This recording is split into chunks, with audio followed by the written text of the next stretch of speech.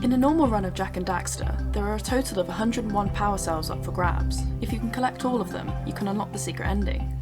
But how many power cells can we collect if we complete a run of Jak And Daxter without killing any unnecessary enemies? There are a few enemies that are crucial to kill. Amaya at the end, along with the enemies that must be killed during the final boss fight. Other than that, we're not allowed to kill a single enemy. Will we be able to collect enough power cells to naturally advance through the game, or will it be impossible to reach Amaya Citadel? The game starts off smoothly with Geyser Rock. There are no enemies, so you can quickly collect 4 power cells needed to get going on your quest. Power cell count 4. Next is Forbidden Jungle, where we run into our first problems. There are 2 power cells that are impossible to collect because they require going into the Precursor Tower, which can only be escaped from by killing the Dark Eco plant. This is the first power cell we're going to have to miss, and the second is find the blue vent switch. We'll put a pin in this because it will become a bit of a problem later. The rest of Forbidden Jungle goes pretty smoothly, and I easily collect 6 power cells here, apart from some slightly hairy situations in which lurkers get in my way when I'm trying to do stuff. Power cell count 10. I head over to Sentinel Beach next, where the issue of not having turned on the blue vent switch rears its ugly head. Part of Sentinel Beach's fun is using the blue eco vents to launch across the platforms and get up to the cannon tower. There is a cheat way to get up to the cannon tower, but you still need to kill the lurkers up there to get the power cell, so this is another one that we have to ditch in this pacifist run. Luckily though, I can still use the cannon to break open some precursor orb boxes and use some pro gamer moves to long jump across the platforms. Side note, I'd usually use the cannon to blow up the pelican that steals the power cell, but in this run we're going to have to just use the old-fashioned method of punching him and chasing the power cell. The rest of Sentinel Beach is incredibly easy. Scaring the seagulls, collecting the power cell behind the snake, breaking open the green eco vents and breaking the bird egg are among some of the power cells we can still collect here. Our power cell count is now 17.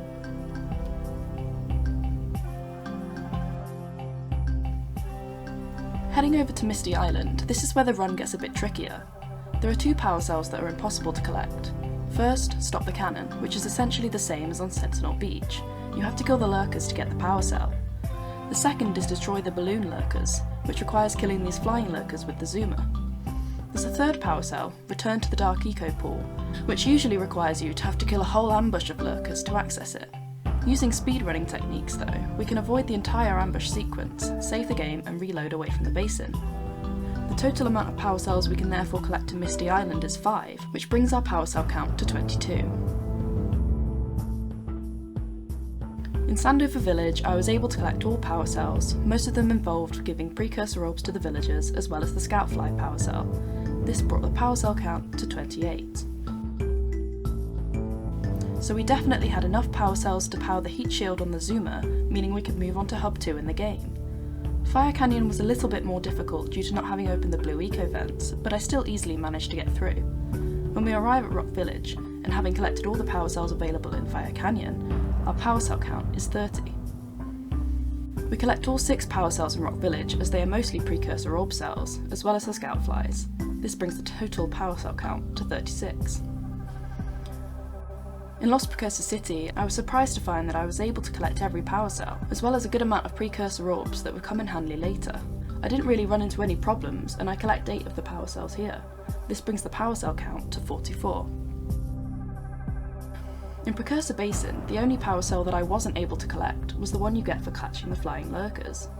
Luckily for me, this meant that I was still able to collect some of the power cells I hate most in this game, namely herding the moles into their holes for the geologist and killing the affected plants with green eco. In Precursor Basin, I collect 7 power cells, which brought the power cell count to 51. Baki Swamp is where things got really interesting, and by interesting I mean kinda difficult. The swamp is littered with these lurker trees, which spawn lurkers constantly and which you can't shoot down because that's technically killing enemies. The problem is, a lot of these trees reveal hidden power-ups when you shoot them down that can really help in our quest. Firstly, we have to launch to one of the hidden areas and break the tether on the blimp. Getting here and obtaining the power cell is easy enough, but it seems that we have to destroy the lurker trees to access blue eco and escape the area. Luckily, we can instead just reload the game, which spawns us outside of the area and means we can avoid killing the lurkers. We ran into the same problem when trying to pick up a Scoutfly in a launcher area. The first issue was actually getting to this area. I couldn't kill this lurker tree, so I had to time picking up this singular bit of blue eco and getting to the launch pad perfectly, and, well, it took a few tries.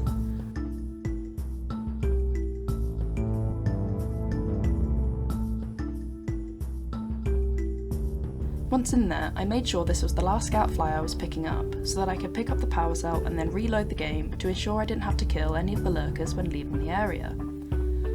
A power cell that is impossible to collect is protect via these snacks, which requires shooting lurkers in the mud to obtain a power cell. The rest of Baki Swamp went relatively smoothly, and I managed to pick up 6 power cells, bringing the total count to 57. To access the mountain pass, you have to kill the claw mini-boss and collect the power cell that he leaves behind. Luckily, thanks again to the speedrunning community for finding this skip, you can completely skip the claw boss fight with this difficult technique. You unfortunately therefore can't pick the power cell up for this, but it involves killing one less enemy for this pacifist run. We can then pass through Mountain Pass, picking up 2 power cells to start with and then returning later on to collect the third with the yellow eco vent. We can therefore pick up 3 out of the 4 possible power cells in this area, bringing the power cell count to 60. In Volcano Crater Hub 3, again, 6 of the 7 power cells we have to collect consists of spending Precursor orbs, 480 of them in total. Using the orbs we've collected throughout the game, we can purchase these power cells and also collect the final power cell by finding all of the scout flies. This brings our total to 68. In Spider Cave, we're unable to obtain the power cell that you get from shooting gnawing lurkers, so this was the sacrifice we had to make here. I had a particular problem with collecting the power cell in the spider tunnel. The problem was that it was really easy to roll jump and accidentally kill a spider. With some persistence though, I managed to reach the power cell and escape through the launcher without harming a spider. It was also a little difficult to move through the dark tunnel, because there were lots of spiders getting in my way. In Spider Cave, I collected 7 power cells, bringing the total count to 75. In Snowy Mountain, I faced quite a few difficulties. There's an impossible to collect power cell that requires killing the lurker glacier troops. As well as this, trying to avoid lurkers and other enemies while trying to jump on these pads was incredibly difficult, especially when trying to move on the ice, but I eventually managed to get the power cell. Then there was this horrendous survive the lurker infested cave step, which took me so many tries. I ended up having to max my health before making my way over there, and pray to God that RNG was on my side in terms of where the lurkers spawned. I mashed the jump button and eventually managed to avoid hitting TNT boxes and accidentally killing the jumping lurkers to reach the power cell. In Snowy Mountain, I managed to pick up 7 power cells, bringing the total count to 82. There are no enemies in Lava Tube, meaning that it's easy to collect the power cell at the end and to collect all 7 scout flies. This moved the power cell count up to 84. We run into a pretty major problem in Amaya Citadel. To reach the top of the Citadel, you're required to free the red, green and blue sages. Unfortunately for us, there is no way to free the red sage without sacrificing the lives of all of these jumping enemies to open the door required to access the sage. Luckily for us though, there is a way that we can get to the top of the Citadel without triggering the Samos intro cutscene, and then we can work our way backwards from there. What we need to do is pause buffer before we enter the Citadel, and this gives us 2.5 seconds to roll jump and kill Jak, and once Jak respawns, he's on top of the Citadel. We then have to collect the red sage power cell first by jumping from the moving platforms and therefore avoiding the jumping lurker tunnel. Another problem happens here. If we try and collect any of these power cells, the game will crash, because the game is trying to summon cutscenes that no longer exist. If we again use the pause buffer technique and then load the game before Jak picks up the power cell, we can save the power cell whilst avoiding the game crashing. We can then collect the other 2 power cells with their regular routes, and collect the scout flies along the way as well.